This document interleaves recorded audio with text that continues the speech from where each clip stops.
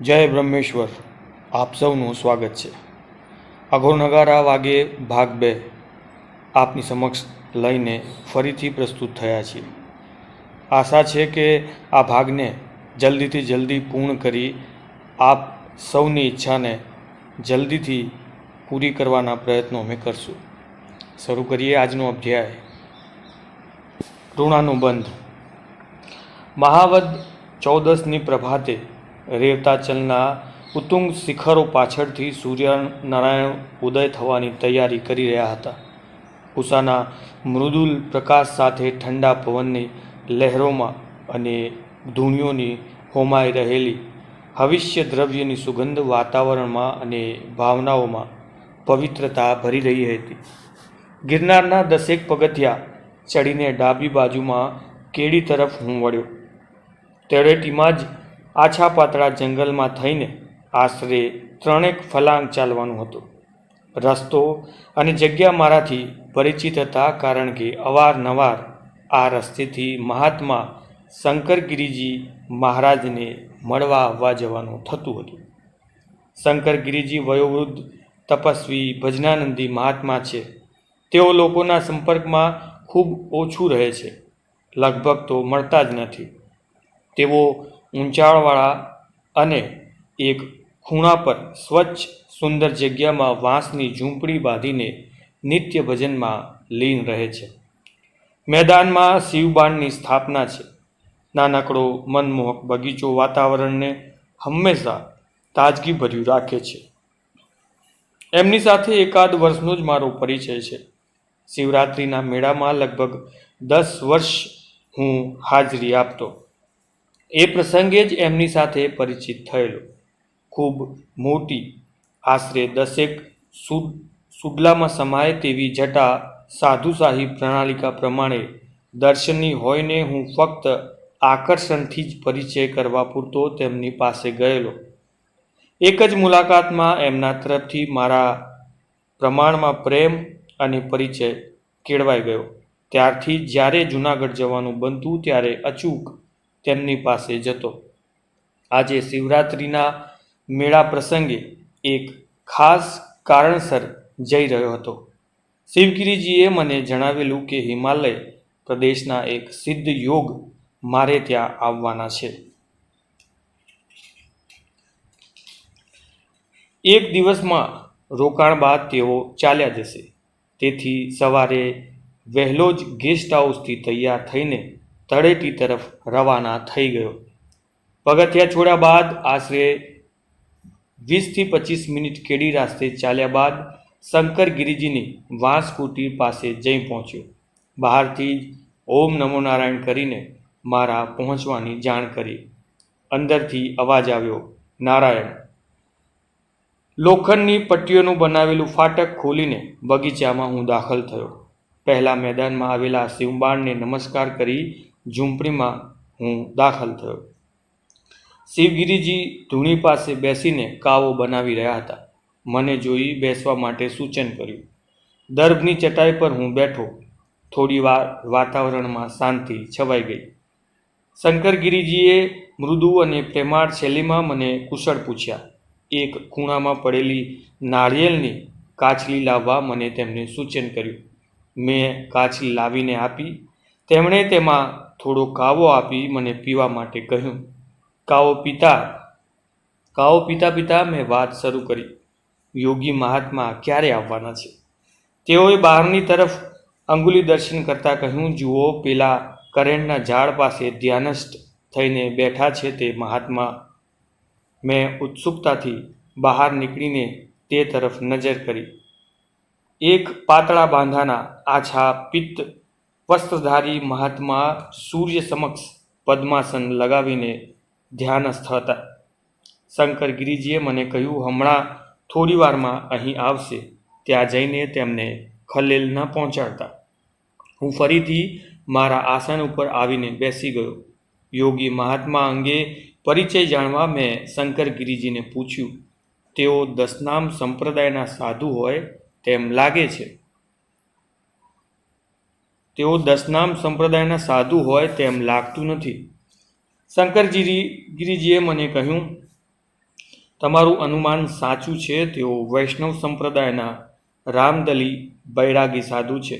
સરયુદાસજી તેમનું નામ છે અને અયોધ્યાના તેઓ મુંડિત છે. હજુ સુધી તેઓએ ક્યાંય જગ્યા આશ્રમ સ્થાપીને આસન સ્થિર નથી કર્યું. રમતી મૂર્તિ છે.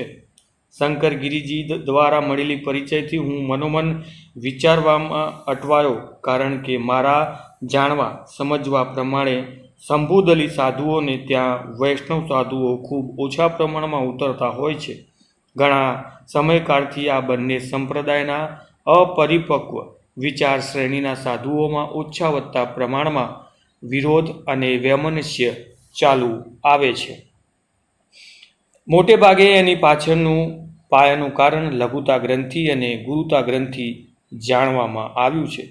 તેનાથી અનેક પેટા કારણો ઉપસ્થિત થતા હોય છે. મેં શંકરગીરીજીને કહ્યું, આપને ત્યાં મહેમાન તરીકે વૈષ્ણવ સંપ્રદાયના સાધુ આવ્યા છે, તે ખૂબ આનંદની વાત છે. મારી વાતનો ભાવાર્થ તેઓ સમજી ગયા હતા. તેમણે સ્પષ્ટતા કરતાં કહ્યું, સાંપ્રદાયિક ભેદ ભજનાનંદી સાધુઓને કદી પણ બાધક બનતો નથી. તેમના માટે બધા જ સંપ્રદાય અને સાધુઓ વંદનીય છે. સંત અને સિદ્ધ લોકો ભેદભાવના વર્તુળમાં કદી પણ આવતા નથી. તેઓ પોતાના ભજનમાં અને કર્મકાંડમાં લીન રહીને સૌ પ્રત્યે સમભાવ અને પ્રેમ દર્શાવતા હોય છે. અમારી વાત દરમિયાન યોગી મહાત્મા સરયુદાસજી ઝૂંપડીમાં દાખલ થયા. મેં ઊભા થઈને નમસ્કારની મુદ્રામાં પ્રણામ કર્યા. તેમણે અભય મુદ્રામાં હાથ ઊંચો કરી આશીર્વાદ આપ્યા. તેઓ શંકરગીરીજીની ધૂણી પાસે પોતાના મૃગ ચર્મ પર બેઠા. હું તેઓનું નિરીક્ષણ કરવા પરોવાયો. એક વડિયો સુધડ બાંધો, ખભાથી થોડી નીચે પડતી નાગવલ્લીની વેલ જેવી જટા, ભૂરી અને સોનેરી દાઢી મૂછથી ઢંકાયેલો તેજસ્વી ચહેરો, લલાટમાં રામ પતાકાનું તિલક સ્વરૂપ, શાંત સરોવર જેવી અર્ધ બીડાયેલી આંખોમાં અનંત તૃપ્તિના ભાવ એમનું અનોખું વ્યક્તિત્વ પ્રદર્શિત કરી રહ્યા હતા. થોડી વારે તેમણે શંકરગીરીજીને પૂછ્યું, આ ભાઈ કોણ છે? એટલે શંકરગીરીજીએ મારો ટૂંકો પરિચય આપ્યો. સરયુદાસજીએ મને સંબોધીને કહ્યું, ચાલો તમારી સાથે આજે શિવરાત્રિનો દર્શન મેળો જોવામાં મને અનુકૂળતા રહેશે, કારણ કે ગિરનાર ક્ષેત્રમાં હું પહેલી વાર આવ્યો છું અને શંકરગીરીજી તો છેક રાત્રે સાઈમાં નીકળશે. એ દરમિયાન તમારી સાથે રહીને ધાર્મિક સ્થળો જોઈ લઈશું. સાધુ સમાજનું જે ધાર્મિક સરઘસ નીકળે છે તેને સાધુશાહી ભાષામાં સાઈ કહેવામાં આવે છે. આશરે 10 વાગે અમે ત્યાંથી નીકળીને જૂનાગઢ આવ્યા. ત્યાં ઐતિહાસિક સ્થળો તેમજ પુરાતન સ્થળોની મુલાકાત કરી ફરી તળેટી વિસ્તારમાં આવ્યા. ત્યાં ભવનાથની પાછળ આવેલી શ્રી પંચજૂના અખાડામાં ભોજન લઈ બોરદેવી વિસ્તારમાં ફર્યા. ત્યાંથી સાંજે 7 વાગે વેલા બાવાની વડની જગ્યાએ આવી થોડે દૂર અમે બેઠા. ફરવાના સમય દરમિયાન અમારી વચ્ચેની વાતચીત દ્વારા સારા પ્રમાણમાં પરિચય થઈ ગયો હતો. તેઓની પાસેથી જાણવા મળ્યું કે તેઓ ચિત્રકૂટમાં મુંડિત થયા હતા અને તેઓના ગુરુ મહારાજના આદેશ પ્રમાણે નેપાળ જઈને યોગાભ્યાસ કરી રહ્યા હતા. તેઓને અષ્ટાંગ યોગ તરફ પ્રયાણ કરી રહ્યા હતા. નેતિ, ધોતી, નેલી કર્મ, રેચક, કંભક, પ્રાણાયામ આદિ ક્રિયાઓ તેમણે સારી રીતે હસ્તગત કરી લીધી હતી. અત્યારે તેઓ બ્રહ્મરંધમાંથી આવતા સ્ત્રોતનો પરિચય કેળવવા માટે આજ્ઞાચક્રને ગતિમાન કરવા માટે ધ્યાન સમાધિઓમાં સતત અભ્યાસ કરી રહ્યા છે. વેલા બાવાની જગ્યાએ 10 નાગાઓની જમાતની સાઈ નીકળવામાં ઘણી વાર હતી. તેથી અમે ત્યાં જ બેસીને વાતો કરવાનું નક્કી કર્યું. મેં સરયુદાસજીને પૂછ્યું, આપ જે અષ્ટાંગ યોગનો અભ્યાસ કરી રહ્યા છો તેની ફલશ્રુતિ રૂપે શું મેળવી શકાય અને આપનું અંતિમ લક્ષ્ય શું છે? મારો પ્રશ્ન સાંભળીને તેઓ થોડી વાર મૌન રહ્યા. પછી મને સંબોધીને તેઓએ કહ્યું, તમારી વાત જિજ્ઞાસા વૃત્તિની દ્રષ્ટિએ સાચી છે, પરંતુ જો તમે યોગાભ્યાસ કરી રહ્યા હોય તો તમારા પ્રશ્નનો વિસ્તારપૂર્વક ખુલાસો કરવાથી મને આનંદ થાત. અત્યારે તમારા પ્રશ્નમાં ફક્ત કુતૂહલ અને નાદાનિયત જણાય છે.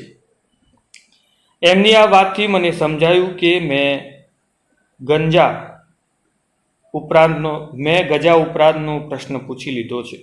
મેં મારી ક્ષતિ સુધારવાનો પ્રયત્ન કરતાં કહ્યું, આપની વાત સાચી છે. મારા પ્રશ્નમાં તલસ્પર્શી વાસ્તવિકતાનું પ્રમાણ ખૂબ ઓછું છે, પરંતુ યોગ અંગે મને દ્રઢ રુચિ થાય એ હેતુથી પણ આપ મને એવી પ્રાથમિક અનુભૂતિ જણાવો. મારા તરફ નિખાલસ દ્રષ્ટિ કરી મારો ક્ષોભ દૂર કરતા તેઓએ કહ્યું, યોગ ક્રિયાના અભ્યાસમાં થતી અનુભૂતિઓ વ્યક્ત કરવાની ગુરુ તરફથી મનાઈ હોય છે, સિવાય કે કોઈ અનિવાર્ય કારણ. પણ તમારી જિજ્ઞાસામાં કંઈક જીવંત તત્વનું બીજ પડેલું જણાય છે. તેથી તમારો ઉત્સાહ સંતોષવા થોડી ચર્ચા અને પ્રયોગાત્મક પ્રણામ જાણી લો. જુઓ, સામે મેદાનમાં 8-10 ગાયો બેઠી છે. હવે તમે જેને કહો તેને અહીં ફક્ત ઈચ્છા શક્તિથી હું બોલાવી શકું છું. મેં ગાય તરફ નજર ફેરવી એક ગાય તરફ અંગુલી દર્શન કરીને કહ્યું, પેલી નાના શિંગડાવાળી લાલ રંગની વોડકીને બોલાવો. સરયુદાસજીએ તે તરફ નજર સ્થિર કરીને ધીમે ધીમે ઊંડો શ્વાસ ખેંચ્યો. થોડી જ સેકન્ડોમાં પેલી વોડકીએ અમારા તરફ ડોક ફેરવીને જોયું અને તુરંત જ ઊભી થઈને અમારા તરફ આવવા લાગી. એ લગભગ પાસે આવી ગઈ એટલે સરયુદાસજીએ તેના માથા પર હાથ ફેરવીને પાછા જવા ઈશારાથી સૂચન કર્યું. તે તુરંત જ પાછી ફરી અને પોતાની જગ્યા પર જઈને બેસી ગઈ. એના બેસી ગયા પછી સરયુદાસજીએ શ્વાસ છોડી દીધો. હું આશ્ચર્ય મિશ્રિત આનંદથી તેમની તરફ જોઈ રહ્યો હતો. તેમણે કહ્યું, આ ફક્ત ઈચ્છા શક્તિનો જ સહજ પ્રયોગ છે. વધુમાં તેમણે જણાવ્યું કે અત્યારે સમય નોંધી લો. તમારા પરિવારના સભ્યો અત્યારે આ પ્રકારની કામગીરી કરી રહ્યા છે તે લખી લો. પછી ત્યાં જઈને તપાસ કરજો. તમને બધાના નામ, પરિચય અને એ સમયે કરી રહેલ પ્રવૃત્તિનું વર્ણન આપું છું. તેની મેં નોંધ કરી લીધી. જો કે મારા પરિચયના સભ્યોના નામના ઉલ્લેખથી જ મને એમની વાતની પુષ્ટિ મળી ગઈ હતી. શંકાને કંઈ જ સ્થાન રહ્યું ન હતું. મેં મનોમન હવે ઊંડું ઉતરવાનો નિર્ણય કરી લીધો. એ સમયે જ તેઓએ કહ્યું, ભૂતકાળ અને વર્તમાન કાળની સચોટ બાબતો અંગે ઉલ્લેખ કરી શકાય છે. તેમજ શાંત ચિત્તથી એકાગ્ર થઈને વિચારવાથી સહજ પ્રમાણમાં ભવિષ્યકાળ વિશે પણ જાણકારી મેળવી શકાય છે. દ્રઢ મનોબળ, દ્રઢ ઈચ્છાશક્તિ, કાળ યજ્ઞ, આંતરિક દ્રષ્ટિ આ બધી યોગ ક્રિયાની પ્રાથમિક ફલશ્રુતિ છે. સરયુદાસજી સાથે વધુ પરિચય કેળવવા માટે તેઓને મારે ત્યાં આવવાનું આમંત્રણ આપવાનું હું વિચારી રહ્યો હતો. તે દરમિયાન જ તેમણે મારા મનોભાવ જાણી લઈને મને રમૂજમાં કહ્યું, શું મીઠાઈ ખવડાવવા માટે મને લઈ જવાનું વિચારી રહ્યા છો? તેમના માટે રમૂજ હતી અને મારા માટે તર્ક. વાક ચાતુરી, માનસિક યોજના બધા જ નકામા થઈ ગયા. કારણ કે જ્યાં સામેના રડારમાં વિચારો પણ પકડાઈ જતા હોય પછી આગળ કોઈ જગ્યા જ રહેતી નથી. મેં બધા જ તર્ક અને વાત કરવાની ગોઠવણને એક બાજુ પડતા મૂકી હાથ જોડી નમ્રતાપૂર્વક નમ્ર ભાવે કહ્યું, મને માર્ગદર્શન આપો. ખૂબ વાંચન અને પરિભ્રમણથી સાંત્વના અને સ્થિરતાના બદલે એકાંત અવસ્થામાં વિચારો વાવાઝોડાની માફક તુફાન મચાવે છે. તેમણે મને વચ્ચેથી અટકાવતા કહ્યું, હવે વધુ ચર્ચા તમારે ત્યાં જઈને કરીશું. ચાલો ભવનાથના મંદિરે દરવાજા પાસે ઊભા રહીએ. સાઈ એ તરફ આવી રહી છે. સામેના રસ્તા તરફથી 10 નાગા સાધુઓ વ્યવસ્થિત કતારમાં મૃગી કુંડમાં સ્નાન અર્થે આવી રહ્યા હતા. અસંખ્ય દર્શનાર્થીઓ કુતૂહલ, આશ્ચર્ય ભાવ મિશ્રિત અવસ્થામાં નાગા જમાતને નિહાળી રહ્યા હતા. એક યુવાન નાગા મહાત્મા બંને હાથમાં પટ્ટા લઈને અસાધારણ સ્ફૂર્તિથી તેને ફેરવી રહ્યા હતા.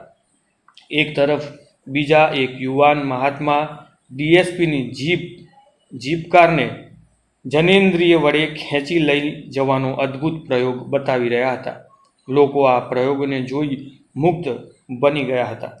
અલબત્ત નાગા મહાત્માઓ માટે આવા પ્રયોગો અમુક સમયે અભ્યાસ કર્યા બાદ સરળ હોય છે, પરંતુ સંસારી લોકો માટે આ લગભગ અસંભવિત જ લાગે છે.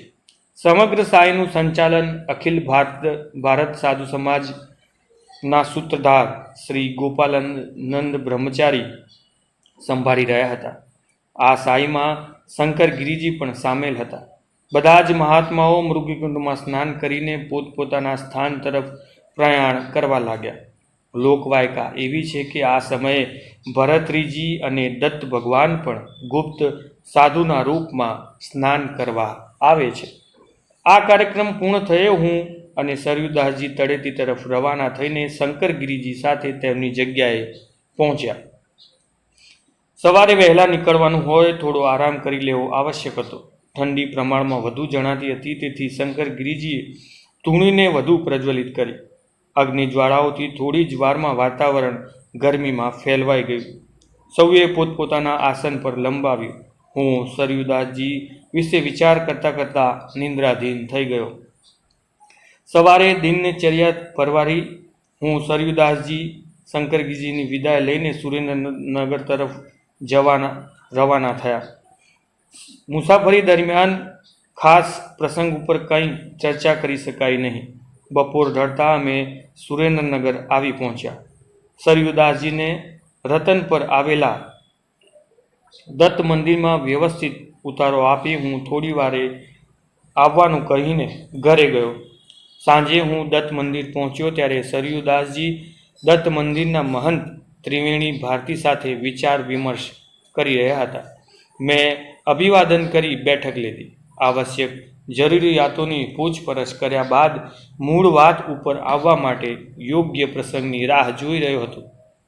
અલબત્ત મારી મનોમન કરેલ બધી જ ગોઠવણીઓથી સરયુદાસજી વાકેફ હશે એની મને સંપૂર્ણ ખાતરી હતી, કારણ કે અગાઉના પ્રસંગોમાં એ વાત સિદ્ધ થઈ ગઈ હતી.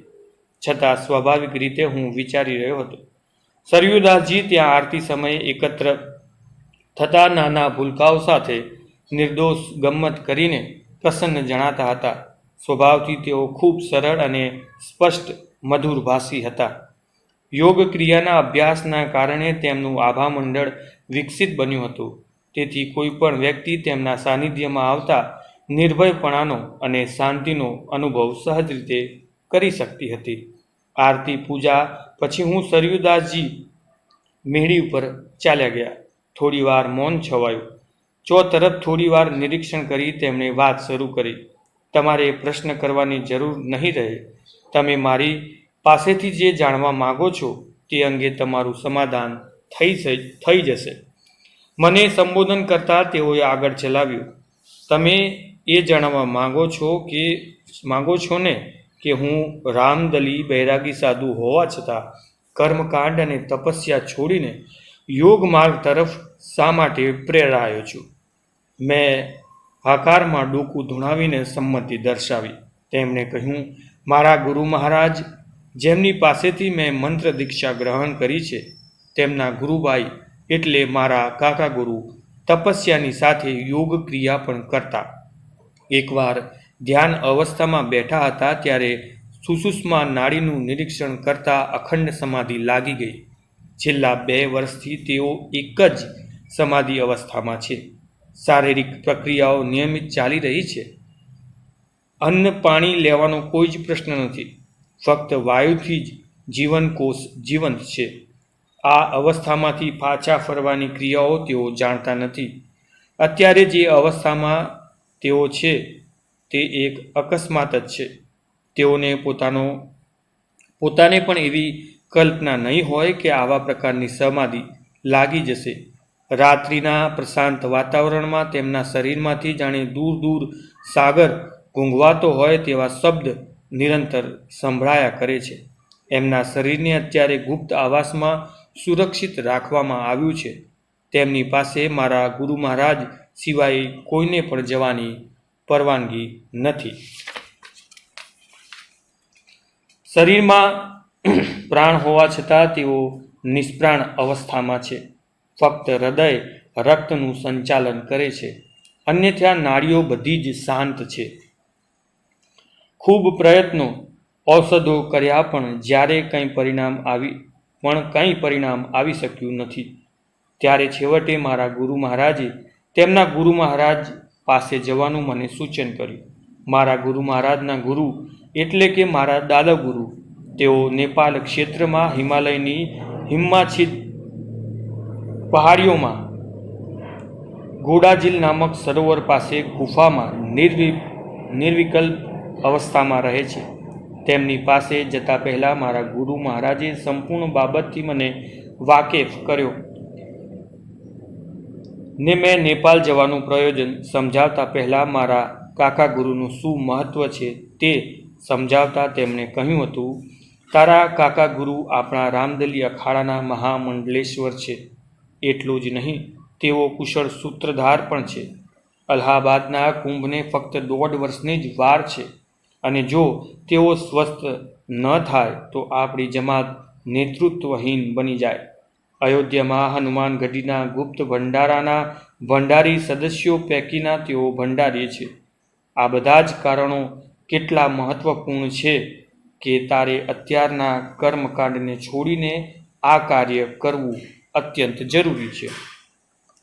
આ કારણોસર મને નેપાળ જઈને દાદા ગુરુ પાસે યોગાભ્યાસ કરવાની ફરજ પડી છે. હવે આવતા 1.5 વર્ષમાં મારે મારા ધ્યેયને પૂર્ણ કરવાનું છે અને મારો દ્રઢ સંકલ્પ એ જ છે. અત્યારે જૂનાગઢ આવવાની પાછળનો હેતુ આ કામગીરીના અનુસંધાનમાં જ હતો. હું પ્રશ્ન કરું કે આપના કાકા ગુરુના સ્વાસ્થ્ય સાથે જૂનાગઢનો શો સંબંધ છે, તે પહેલાં જ તેમણે વાત શરૂ કરી. હું 3 દિવસથી જૂનાગઢમાં જ હતો. મારા દાદા ગુરુ મંગલદાસજીની આજ્ઞાથી જ હું જૂનાગઢ આવેલો. ગિરનાર એ સિદ્ધ ટેકરી છે. સિદ્ધ મહાત્મા એ ગિરનાર પર્વતને સિદ્ધ ટેકરી માને છે. ત્યાં કમંડલ કુંડની નીચેના તરફના વિસ્તારમાં એક સિદ્ધ મહાત્મા ગુપ્ત પોલાણમાં રહે છે. તેમની મુલાકાત અત્યારના સમયે જ અનિવાર્ય હતી, કારણ કે તેઓ 12 માસમાં ફક્ત એક જ દિવસ બહાર આવે છે. શિવરાત્રિના પ્રસંગે સિદ્ધ લોકો તેમજ નાથ મંડળ સાથે સંપર્ક કરવા, ધર્મ સંપ્રદાય ગુરુદ્વારની મર્યાદાનું પાલન કરવા ફક્ત એક જ દિવસ બહાર આવે છે. મારા દાદા ગુરુનો આદેશ હતો કે હું ત્યાં કમંડલ કુંડની નીચે એક ઝરો છે, ત્યાં પશ્ચિમ દિશામાં એક મોટી શિલા દિવાલની માફક આવેલી છે. ત્યાં જઈને મહાવદની 13ની રાત્રે 2 વાગે શંખ ધ્વનિ દ્વારા દત્તદાતાર શબ્દ 3 વાર ફૂંકીશ એટલે તે સંત તારા આવવા માટેનો રસ્તો ખોલી દેશે. તું જાય છે એ દરમિયાન હું તેઓને તારા પહોંચવાનો સંદેશ આપી દઉં. સરયુદાસજી સહેજવાર મૌન રહ્યા. કમંડળમાંથી પાણી લઈને થોડું પાણી પી લીધું. ફરી તેમણે વાત આગળ ચલાવતા કહ્યું, હું તેમની વાતને ધીમે ધીમે ભાવિના રહસ્યમય ઊંડાણમાં ધકેલાઈ રહ્યો હોઉં તેમ સાંભળી રહ્યો હતો. તેઓ પ્રસંગમાં ઓતપ્રોત થઈને વાત કરી રહ્યા હતા. નાના બાળકના નિર્દોષ ચહેરા સમા તેમના ચહેરા ઉપર દરેક ભાવ સ્પષ્ટ ઉપસી આવતો હતો. તેમની રજૂઆતથી પ્રસંગ વ્યવસ્થિત રીતે રજૂ થઈ રહ્યો હતો. તેમાં તેમના ચહેરાના ભાવો બાકીની પૂર્તિ કરીને પ્રસંગને પૂર્ણતા આપી રહ્યા હતા. સરયુદાસજીની વાત આગળ ચાલી. દાદા ગુરુએ યોગ ક્રિયાથી કમંડલ કુંડ વિસ્તારમાં રહેતા સિદ્ધ મહાત્મા સુંદરગીરીને મારા પહોંચવાનો સંદેશ આપી દીધો હતો. દાદા ગુરુના આદેશ પ્રમાણે મહાબલી તેરસની રાત્રિએ મેં શંખધ્વનિ કર્યો ત્યારે સામેથી કાઠમીળ દેખાતી શિલાની પાસે એક તિરાડ કે ઝાડ ઝાખરામાંથી છવાયેલ હતી તે જગ્યા મહા મુશ્કેલીથી તેમાં દાખલ થઈ શકાય તેટલો જ માર્ગ જણાતો હતો તે પ્રકાશમય બની ગયો. તે તિરાડમાં હું દાખલ થયો. પથ્થરની બંને શિલામાં ઘસાતા શરીરે આશરે 2 થી 2.5 ફૂટ જગ્યા બાદ આશરે 100-125 વારની વિશાળ ગુફામાં મહાત્મા સુંદરગીરીજી પોતાના ચિતાંબર પર વિરાજમાન હતા. એકદમ કૃશ અને સુકાઈ ગયેલો દેહ છતાં તે તેજસ્વી પ્રભાવશાળી ચહેરો, બ્રહ્મચરિત દેહ. દિગંબર એવા તપસ્વી સુંદરગીરીજીએ મને આવકાર આપી બેસવા જણાવ્યું. તેમની ગુફામાં ક્યાંય પાછળના ભાગમાં પહાડોના સ્રાવ શંભુ બારીક ઝરણું આવીને એક કુંડીમાં એકઠું થતું હતું. નીચે થોડા ભાગમાં પથ્થરની શિલા અને માટીવાળી જમીન હતી. તે જમીનના સુંદરગીરીએ 5-6 સિદ્ધ અને દિવ્ય વનસ્પતિઓની સ્થાપના કરી હતી. વાતાવરણ ખૂબ શાંત, સૌમ્ય તેમજ આત્માને પ્રસન્ન કરનાર હતું. ધૂળીના આછા પ્રકાશમાં આ અવલોકન હું કરી રહ્યો હતો. સુંદરગીરીજીએ મારા દાદાગુરુનો સંદેશ મને સંભળાવ્યો. તે ઉપરાંત મારું અહીં આવવાનું પ્રયોજન જણાવ્યું કે તારા દાદાગુરુએ મને અહીં દિવ્ય વનસ્પતિ કાલી હલ્દી લેવા માટે મોકલ્યો છે. એ વનસ્પતિ તારા કાકા ગુરુ જેઓ સમાધિ અવસ્થામાં છે તેમના કલ્યાણ અર્થે ઉપયોગમાં લેવાની છે. સુંદરગીરીજીએ કહ્યું કે આ કાલી હલ્દી એક અદ્ભુત અને અપ્રાપ્ય ઔષધિ છે જે સ્વયં ભગવતી જગદંબાના કાલીના પ્રસાદ રૂપે સાક્ષાત છે. જગતમાં કોઈ પણ રોગ, વિષમ દારિદ્ર, વ્યાધિ, ભય, અપમૃત્યુ તેમજ 3 લોકોમાં દરેક કોટીના દેવ, ભૂત, ગણ, પિશાચ, વૈતાલ આદિના પરિતાપથી મુક્ત કરે છે. આ દિવ્ય ઔષધિને લઈને તારે સૂર્યોદય પહેલાં નીકળી જવાનું છે. એમ કહી તેઓ ઉઠ્યા અને કમંડલ ભરીને પાણી પેલા ઝરણામાંથી ભરી લીધું. સામે દેખાતા એક કરમાઈ ગયેલા જેવા છોડ પાસે તેઓ પદ્માસન લગાવીને બેઠા. હાથમાં પાણી લઈને કશોક મંત્રોચ્ચાર કરીને તે પાણી તેમણે પેલા છોડ ઉપર આસ્તેથી છાંટ્યું. જેમ મૂર્છા પામેલા માણસ પાણીના છાંટવાથી જાગૃત થાય તેમ પેલો છોડ જાગૃત થઈને પ્રફુલ્લિત બની કળી ઉઠીને ફૂલ બને તેમ ખીલી ઉઠ્યો. એટલું જ નહીં, ખૂબ જ સુંદર, આંખને મોહક લાગે તેવો લીલો પ્રકાશ તેની આસપાસ છવાઈ ગયો. સુંદરગીરીજીએ તેને નમસ્કાર કરી એક હરણના શિંગડાથી તેના મૂળમાં ભાગમાં આસ્થેથી ખોદીને તેના મૂળમાં આવેલી નાનકડી હળદરના આકાર જેવી ગાંઠ ખોદી કાઢી. તે ગાંઠ પણ આછી પ્રકાશમય હતી, જાણે આજ્ઞાઓના નાનકડા સમૂહને ગલમલના બારીક કપડાની પોટલીમાં બાંધી લીધો હોય તેવી તે કાળી હલ્દી જણાતી હતી. હું તો વિસ્મયથી પરંપરાઓમાંથી જ બહાર નીકળી શક્યો ન હતો. 2-2.5 વર્ષથી હું હિમાલયની ગુફામાં મહાન સિદ્ધ દાદાગુરુના સાનિધ્યમાં જેવી માનસિક પરમ શાંતિનો અનુભવ કરતો તેવી જ શાંતિની અનુભૂતિ મને અહીં થઈ રહી હતી.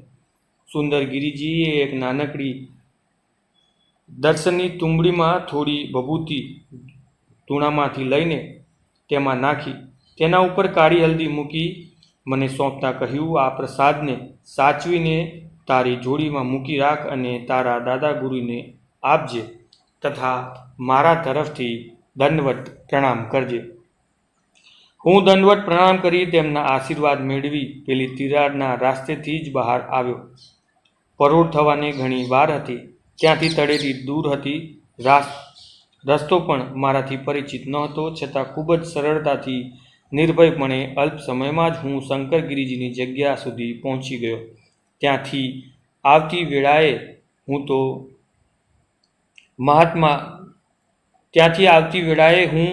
તો મહાત્મા લોકોની ગુપ્તતા, સમર્થતા વિશે જ વિચારી રહ્યો હતો. મને વેગ ધારણ કર્યાને ઘણા વર્ષો થયા. ત્યારબાદ દાદા ગુરુના સંપર્કમાં આવ્યા બાદ મને એમ થતું હતું કે મારામાં કંઈ છે, પણ સુંદરગીરીજીના દર્શન માત્રથી મારું કંઈપણું વરાળની માફક ઉડી ગયું. આવા તો અનેક સિદ્ધ લોકો ગિરનાર પર્વતના પોલાણમાં અખંડ તપસ્યા કરી રહ્યા છે. સરયુદાસજીની વાત સાંભળ્યા બાદ અનેક પ્રશ્નોથી મારું માનસ પટલ છવાઈ ગયું. ટૂંક જ સમયમાં અસંખ્ય ઈચ્છાઓ, જિજ્ઞાસા વૃત્તિઓ જાગૃત થઈ ગઈ.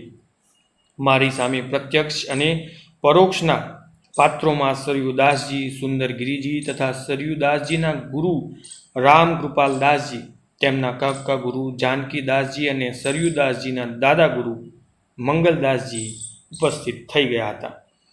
સરયુદાસજી પાસેથી પ્રસંગ તથા પ્રયોજન જાણ્યા બાદ બધા જ સિદ્ધ સંતોના દર્શનની તીવ્ર ઈચ્છા મારામાં જાગૃત થઈ ગઈ. સરયુદાસજી સાથે સંકળાયેલ તેમના ગુરુ, કાકા ગુરુ, દાદા ગુરુ અને હવે તેમના નામથી જ સંબોધન કરશું, અનુક્રમે રામકૃપાલદાસજી, જાનકીદાસજી તથા મંગલદાસજી.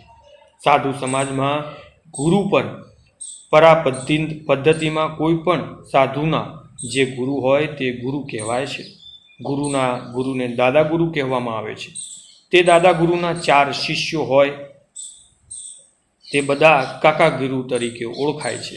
કાકા ગુરુ દ્વારા સ્થપાયેલા શિષ્યો એ ગુરુભાઈની રીતે ઓળખાય છે. ટૂંકમાં આપણી કૌટુંબિક રચના પ્રબંધ પ્રમાણિત સહજ પરિચય અર્થે આ ગોઠવાયેલી હોય છે. શંભુદલી અને રામદલી બંને સંપ્રદાયોમાં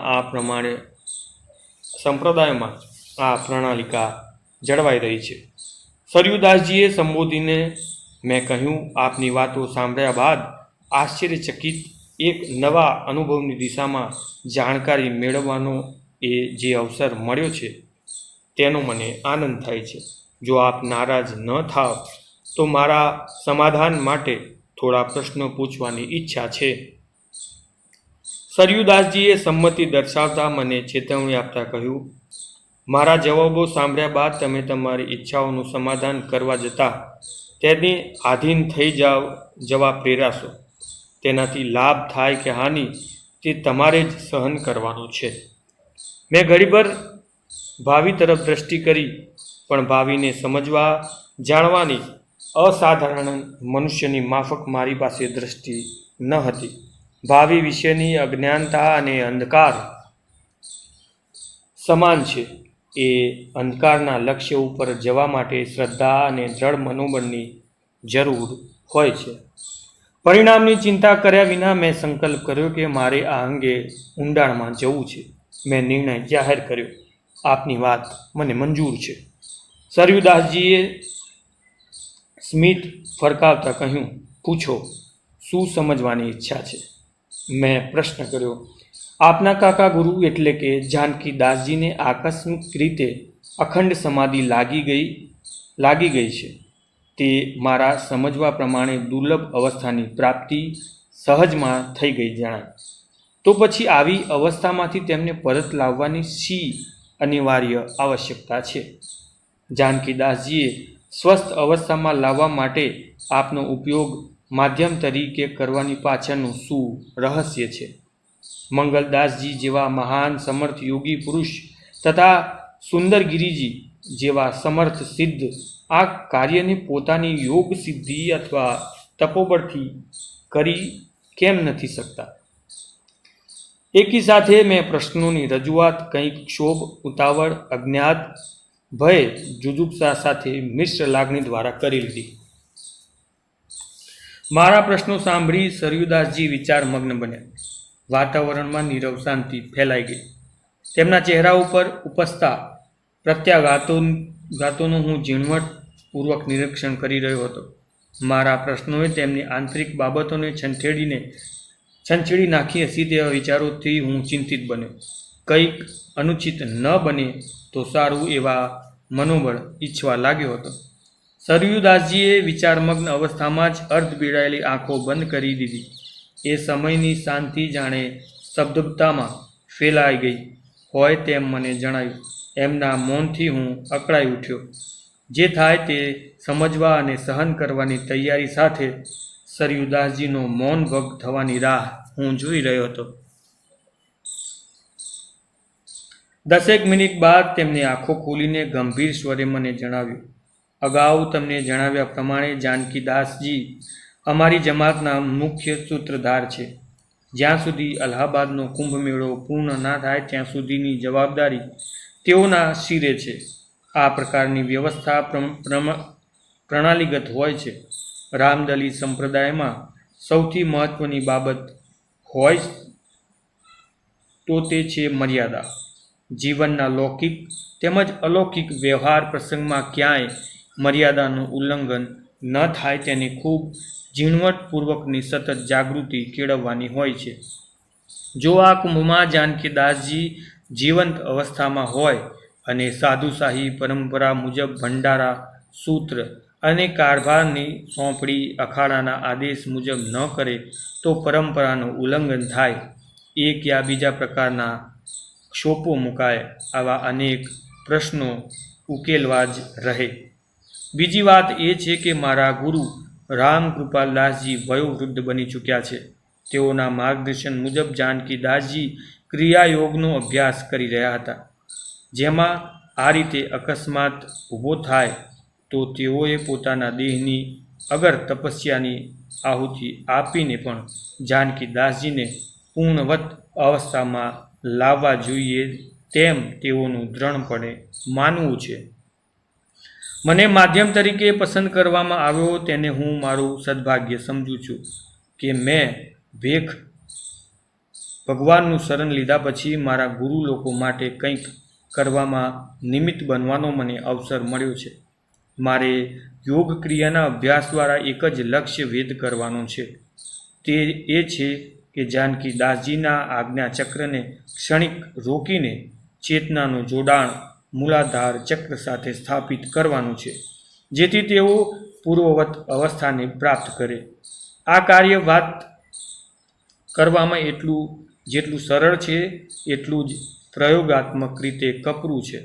સરયુદાસજીની વાતને ધ્યાનપૂર્વક સાંભળતો હું પ્રયત્ન કરી રહ્યો હતો. તેઓની સ્પષ્ટતાનું અર્થઘટન મારી સમજણ અને વાંચનની અનુભૂતિના આધારે કરતા જણાયું કે અષ્ટાંગ યોગ પદ્ધતિ માટે પતંજલિ ગ્રંથમાં ઘણી મહત્વપૂર્ણ માહિતીઓ પૈકીના 7 ચક્રો જે શરીરમાં અસ્તિત્વ ધરાવે છે તે અંગેની સૂક્ષ્મ ચર્ચા તેઓ કરી રહ્યા હતા. આપણે અત્યારે યોગ અંગે ઊંડાણમાં નહીં જતા પ્રસંગ તરફ આગળ વધીએ. વાતનો દોર આગળ લંબાવતો ગયો. રાત્રિનો છેલ્લો પ્રહર શરૂ થઈ ગયો હતો. વાતાવરણ મને જરા ભારે જણાતું હતું. તેમને હળવું કરવા માટે મારી પ્રશ્નોત્તરીને આગળ વધારવા માટે મને હળવાશની જરૂર જણાઈ રહી હતી. મેં સરયુદાસજીને ચા માટે પૂછ્યું. તેમણે વિચારમગ્ન અવસ્થામાં જ સંમતિ દર્શાવી. હું નીચે જઈ ચા બનાવી લાવ્યો. ચા પીવાઈ ગયા બાદ મેં ચિલમ અંગે પૂછ્યું. સરયુદાસજીએ સ્મિત કરતાં જણાવ્યું, હાલ તો બંધ છે, કારણ કે યોગ ક્રિયામાં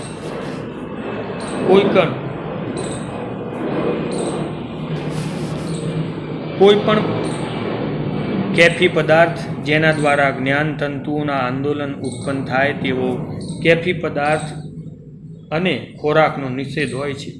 જ્યારે કાકા ગુરુ સ્વસ્થ પ્રાપ્ત કરશે અને હું ફરી ચિત્રકૂટની ઘાટીમાં મારા ગુરુના સાનિધ્યમાં જઈશ ત્યારે ચિલમ સાફી લઈ શકાશે.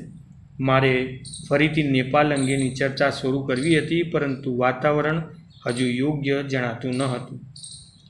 તેથી મુખ્ય વાતને બાજુ પર રાખી ચાલુ વાતને દોરને લંબાવતા એકાગ્રતા કેળવવા પ્રયત્ન કર્યો. તે તેઓની તપસ્યામાં બાધારૂપ કેમ થાય છે અને યોગી લોકોને આ એકાગ્રતા જ કેળવવાની હોય છે, તો તેઓને આ કેફી પદાર્થ શા માટે બાધક છે? સરયુદાસજીએ ઝીણી આંખો કરીને એક વેધક દ્રષ્ટિ નાખતા મને કહ્યું, તમે ગાંજો ચરસ પીવો છો તેની પાછળ તમારો શું હેતુ હોય છે? તેમના પ્રશ્નથી હું ઘડીભર ચૂપ થઈ ગયો, કારણ કે એમના તરફથી પ્રશ્ન થશે એવી મારી ધારણા ન હતી. આ પ્રશ્નનો જવાબ ગમે તેવો આપી દેવું તે પણ ચાલે એમ ન હતું, કારણ કે માનસિક અવસ્થાને તેઓ સ્પષ્ટ રીતે સમજી શકતા હતા. તે વાત મારી જાણમાં હતી. મેં કહ્યું, ખાસ કંઈ હેતુ નથી, ફક્ત ચિલમના માધ્યમ દ્વારા વૈચારિક રીતે નજીક આવવામાં સરળતા રહે એટલા પૂરતું જ. સરવીદાસજીએ વૈચારિક રીતે નજીક આવવા માટે તીવ્ર જિજ્ઞાસાની અને શુદ્ધ માનસિક અવસ્થાની જરૂર છે. એ માધ્યમને છોડીને આવો પ્રયોજનહીન માધ્યમ અપનાવવું એ શું પોતાની જાતને છેતરવા જેવું નથી લાગતું? ચિલમ એ યોગિની છે. તેનું સેવન પ્રયોજન વિના દેખાદેખીથી અનુકરણ રૂપે કરવામાં આવે તો પેલી કહેવત જેવું થાય છે, દેખાદેખી સાથે જોગ તો મીટે કાયા ઓર બઢે રોગ. એમની વાતનું અનુસંધાન ઊંડાણમાં ચિલમના મૂળ તત્વ સાથે સંકળાયેલું હતું.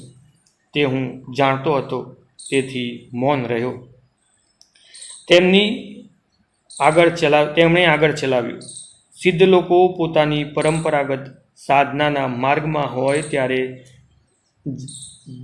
જાતીય આવેગોનું રૂપાંતરણ ઉર્જામાં કરવાના હેતુથી જુદા જુદા પ્રકારના પદાર્થોનું ચિલમ દ્વારા સેવન કરતા હોય છે. આ પણ ગુરુ પરંપરાગત પદ્ધતિ દ્વારા શોધાયેલો એક યોગ માર્ગ છે. અગ્નિ તત્વનું સાધન કરનાર સાધક આકડાનું અને ધતુરાનું સેવન કરે છે. જલ તત્વ અને તરલ પદાર્થોનું પરાવર્તન કરનાર સાધક ગાંજો, સ્વચ્છ નાગ અને વિજયા ભાંગનું સેવન કરે છે.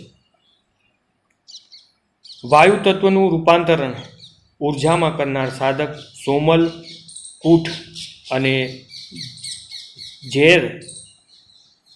ઝેર કચોલાનું સેવન ચિલમ દ્વારા કરે છે. ઘણા મહાત્મા તેઓ ચિલમમાં તાંબાનો પૈસો મૂકીને ચિલમને ફૂંક મારીને પૂરી કરે ત્યારે તે પૈસો સુવર્ણ બની જાય છે. તેઓ આ વાયુ તત્વના ઉપાસક યોગી હોય છે. તેઓનો મુખ્ય હેતુ તો આંતરિક હોય છે, પરંતુ તે ગાંજો સોમલનું મિશ્રણ ખાસ પ્રકારની પદ્ધતિથી બનેલું હોય છે. તે તાંબાના સિક્કાને સુવર્ણમાં ફેરવી નાખે છે. એ તો સહજ ક્રિયા છે. જેમ ઘઉંના ખેતરમાં આપોઆપ બિનજરૂરી ઘાસ ઉગી નીકળે છે, તેનું કંઈ મહત્ત્વ નથી હોતું. સરયુદાસજીની દરેક વાત તટસ્થ અને સ્પષ્ટ રીતે તલસ્પર્શી હતી. મારું આકર્ષણ તેમના તરફ વધુ સાનિધ્ય કેળવવા વધતું જતું હતું. હવે વાતને આડીઅવળી ફેરવવાથી હું ગૂંચવાઈ જઈશ એવું મને લાગ્યું. તેથી મૂળ વાત તરફ આવવાનો પ્રયત્ન કરતાં મેં નમ્ર ભાવે કહ્યું, જો આપની હોય તો મારી ઈચ્છા આપની સાથે જો આપની આજ્ઞા હોય તો મારી ઈચ્છા આપની સાથે નેપાળ આવવાની છે. આપના દાદા ગુરુ મંગલદાસજીના દર્શન માટે મારી તીવ્ર ઝંખના છે. સરયુદાસજી મુક્તપણે હસી પડ્યા. હું વાતની શરૂઆત પહેલાં જાણતો હતો, એટલા માટે જ મેં તમને કહ્યું હતું કે ઈચ્છાઓનું સમાધાન કરવાને બદલે તેને આધીન થવું પડશે અને તેનાથી થતા લાભ હાનિની જવાબદારી તમારી રહેશે. મનુષ્ય માનસ જ ત્રિગુણી માયા દ્વારા લપેટાયેલું રહે છે. તેથી વાત જાણવાની વાતનો અંત નથી આવતો. એનું જાળું તો વધુને વધુ ગૂંચવાતું જ જાય છે. જ્યાં સુધી સ્વયં અનુભૂતિ ન થાય ત્યાં સુધી સંશયની હારમાળા ચાલ્યા જ કરવાની. એટલા માટે જ કહેવામાં આવ્યું છે કે મન પંછી ઉડત હૈ વિષય ગગન મોહી,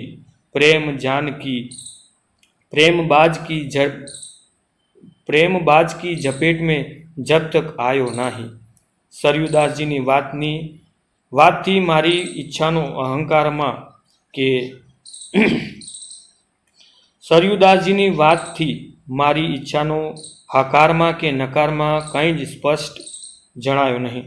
તેથી મેં ફરીથી સ્પષ્ટતાના હેતુથી પૂછ્યું, હું આપની વાતનો મર્મ સમજી શક્યો નથી કે આપ મને સાથે લઈ જવા સહમત છો કે નહીં.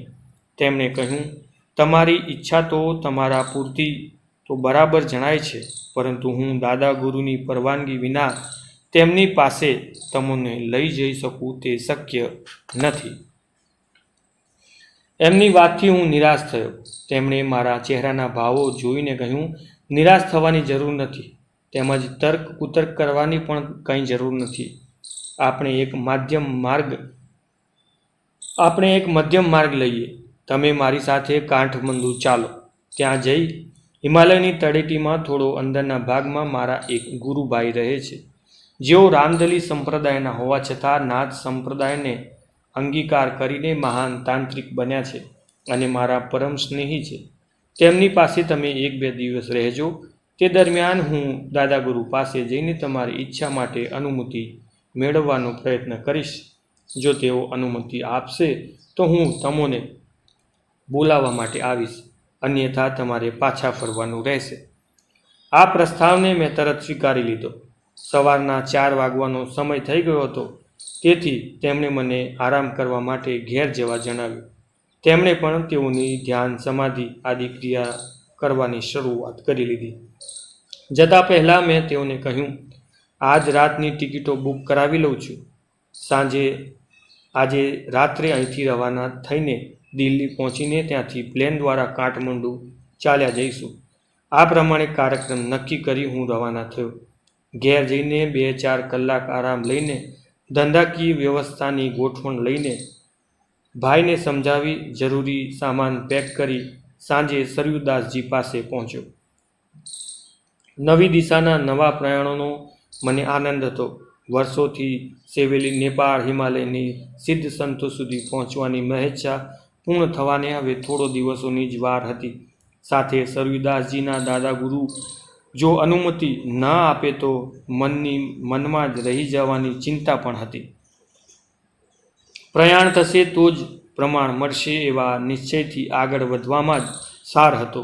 હું મેળી ઉપર ગયો ત્યારે સરયુદાસજી બગલથેલામાં સામાન કપડાં વ્યવસ્થિત કરી રહ્યા હતા. મેં અભિવાદન કર્યું. સરયુદાસજી રામદલીઓમાં જય સિયારામ કહીને અભિવાદન કરવામાં આવે છે. સરયુદાસજીએ બેસવા જણાવ્યું. હું સામે પડેલ આસન પટ્ટા પર બેઠો.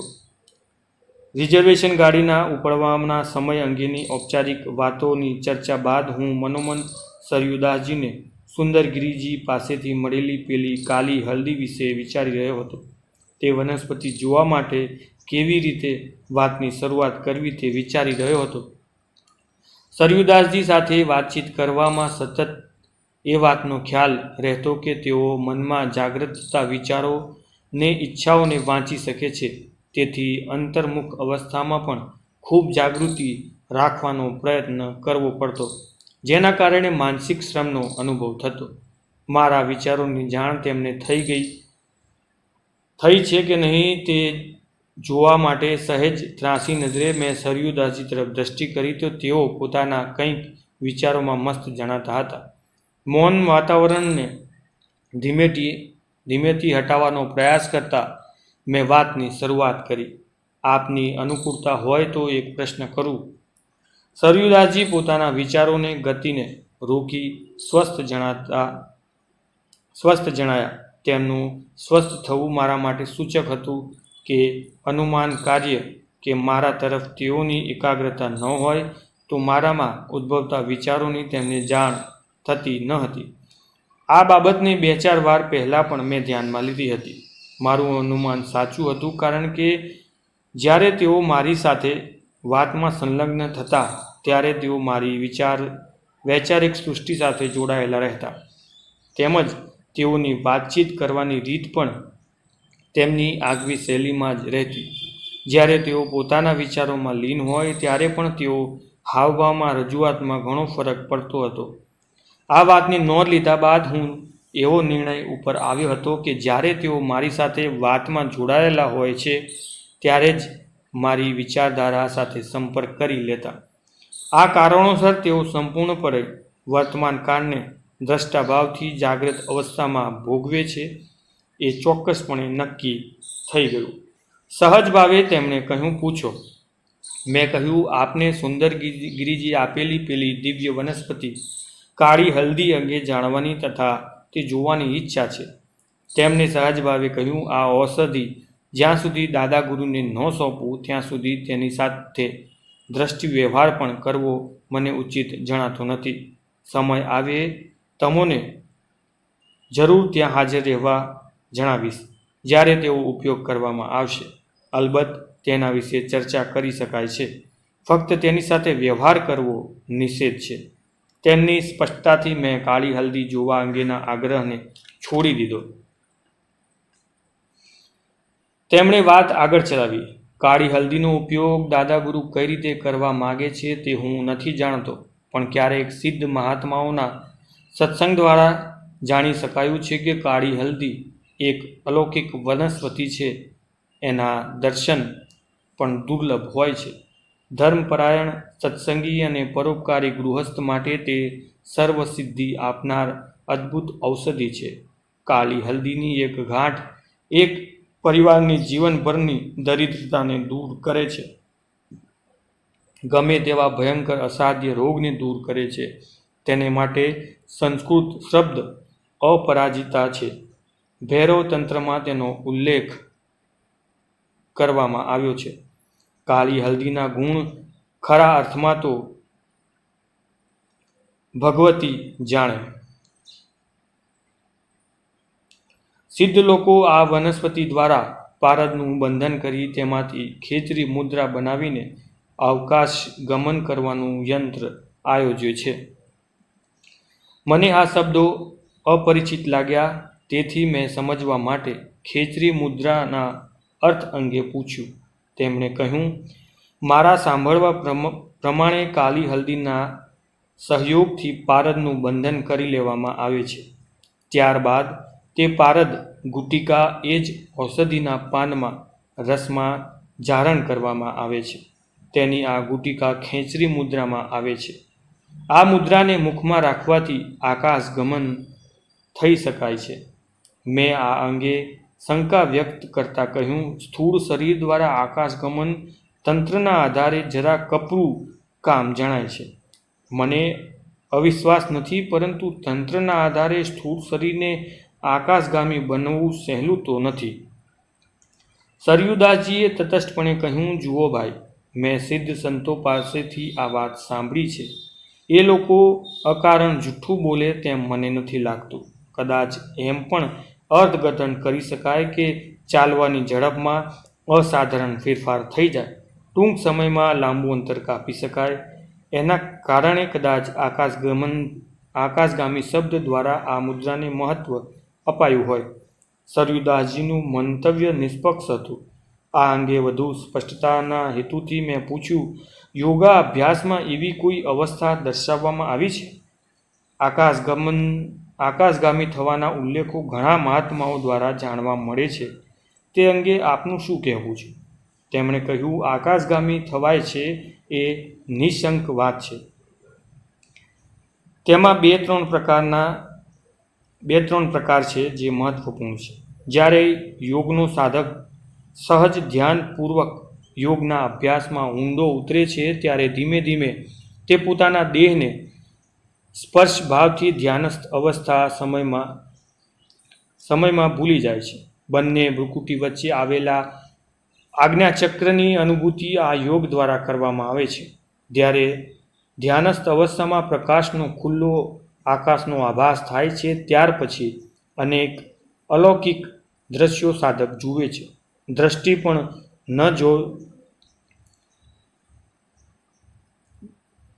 કદી પણ ન જોયા હોય તેવા સ્થળો, પહાડીઓ, અદ્ભુત જાતિઓ, દિવ્ય સૃષ્ટિ નજરે પડતી જોવા મળે છે. આ દ્રશ્યો પાછળ અજ્ઞાત મનનો સંકેત સમાયેલો હોય છે. આ અવસ્થા જેમ જેમ આગળ વધે છે, તેમ તેમ સાધકનું મન ચોક્કસ દિશામાં કેળવાતું જાય છે. આ ક્રિયામાં એક મુકામ એવો આવે છે કે જેમાં ભૌતિક શરીર એક જબ્બર આંચકો અનુભવે છે. કરોડરજ્જુ અને તેની સાથે સંકળાયેલ તમામ જ્ઞાનતંતુ ખળબળી ઉઠે છે. આ સમયે ગુરુનું સાનિધ્ય, માર્ગદર્શન ખૂબ આવશ્યક હોય છે. આ અવસ્થા સચવાઈ ગયા બાદ સાધક પોતાના શરીરને એકદમ હવાની માફક હળવું અનુભવે છે. અને ધ્યાનસ્થ અવસ્થામાં જ સ્થૂળ શરીરને છોડી સૂક્ષ્મ શરીર અવકાશમાં ગતિ કરવા માંડે છે.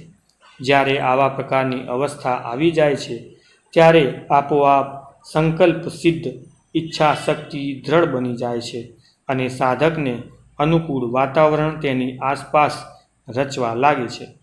ભવિષ્યકાળ વિશે ક્યારેક સ્પષ્ટ તો ક્યારેક અસ્પષ્ટ સૂચનો અનુભવે છે. આ અવસ્થામાં આવ્યા બાદ સાધક પોતાની શક્તિનો દુર્વ્યય ન કરે અને પ્રલોભનમાં ન ફસાય તો તેનો અભ્યાસ ખૂબ ઝડપથી આગળ વધે છે. સાધકની એકત્ર થયેલી શક્તિ પછી તેને જ મદદરૂપ નીવડે છે અને તેના ધ્યેય સુધી પહોંચાડવામાં મહત્વપૂર્ણ સાબિત થાય છે. જ્યારે તે ધ્યાનસ્થ અવસ્થામાં હોય ત્યારે ઈચ્છિત સ્થળે ક્ષણ માત્રમાં સૂક્ષ્મ શરીર દ્વારા જઈ શકે છે. એટલું જ નહીં, ત્યાં જઈને કામગીરી પણ કરી શકે છે. સરયુદાસજીએ આકાશગમનની થવાની આ એક ક્રિયા વિશે સમજાવતા કહ્યું કે આ તો છે સૂક્ષ્મ શરીરનું આકાશગમન. હવે ભૌતિક શરીરનું આકાશગમન બે પદ્ધતિઓમાં વહેંચાયેલું છે. એક છે યોગ અને બીજી છે તંત્ર. અષ્ટાંગ યોગમાં પદ્ધતિમાં નેતિ, ધોતી, બસ્તી, નૈલી, બજરોલી કર્મ સારી રીતે હસ્તગત થયા બાદ ખેચરી મુદ્રાના અભ્યાસ માટે જીવનની નીચેના સ્નાયુઓને મીઠું, અક્કલ કરો, માયાફળ, અરીઠાના મૂળ આદિ વૃક્ષ પદાર્થો દ્વારા ઘસવામાં આવે છે. તેથી તે પાતળું જોડાણ ધીમે ધીમે ઘસાઈને કપાઈ જાય છે. આમ કરવાથી જીભની બહાર આવવાની અને અંદર ઉલટવાની સરળતા રહે છે. ઉપરોક્ત ક્રિયાઓ દ્વારા શરીરને અંદર બહારની સંપૂર્ણ વિશુદ્ધ કરી લેવામાં આવે છે. વિચાર શુદ્ધ, વાતાવરણ શુદ્ધિ, મળ શુદ્ધિ મહત્વનો ભાગ ભજવે છે. આશરે 3 કલાકની ધ્યાનસ્થ અવસ્થા કેળવાઈ જાય ત્યારે જીભને ઉલટાવીને તાળવાના પાછળના ભાગે ઉપર અડાડી દેવામાં આવે છે. જ્યારે એક શીઘ્ન, મધુર, સુગંધિત સ્રાવ બ્રહ્મરંધ્રમાં ટપકતો હોય છે તેને જીભના ટેરવાથી ઉપર તરફ લઈ જઈને ઉર્જામાં ફેરવી નાખવાનો ક્રમ આરંભ થાય છે. આ ક્રિયા જ્યારે સહજ થાય છે ત્યારે સ્થૂળ શરીર હવાથી પણ હળવું જણાય છે અને તેને ઈચ્છિત દિશામાં ઈચ્છિત ગતિથી લઈ જઈ શકાય છે. આ પ્રકાર છે શારીરિક રીતે આકાશગામી થવાનો. હવે સિદ્ધ લોકો, તાંત્રિકો વનસ્પતિઓના યોગને સમજપૂર્વક સિદ્ધ કરી તેના લેપથી મુખમાં રાખવાથી, અંજન કરવાથી આકાશગામી બને છે. અલબત્ત જેમાં જુદી જુદી સિદ્ધિ વનસ્પતિઓનો ઉપયોગ યોગ, નક્ષત્ર, સમય મર્યાદાને જાળવીને કરવાનો હોય છે. તે તાંત્રિકો તેનો ઉપયોગ કરતા પહેલાં ધ્યાનયોગી તો હોવા જ જોઈએ. તો જ તે હઠ યોગની ક્રિયાઓનું કાર્ય વિના વનસ્પતિના સહજ યોગથી આકાશગામી બની શકે છે. આ પ્રકારની તંત્ર ક્રિયામાં અત્યારે તિબેટના પ્રદેશના લામાઓ નિપુણ છે. તેઓ ક્યારેક આકાશગામી બનીને પર્વતો ઓળંગીને ભારતની સીમામાં મહાત્માઓની સાથે સંપર્કમાં આવે છે. સરયુદાસજીની દરેક ચર્ચાને હું ધ્યાનપૂર્વક સાંભળી રહ્યો હતો. તેમની સ્પષ્ટતા મારી નેપાલ મુલાકાત પ્રત્યેની ઉત્કંઠા વધુ સતેજ કરતી હતી. આજનો આ અધ્યાય અહીં સમાપ્ત કરીએ છીએ. મળીશું આવતા અધ્યાયમાં. ત્યાં સુધી જય બ્રહ્મેશ્વર.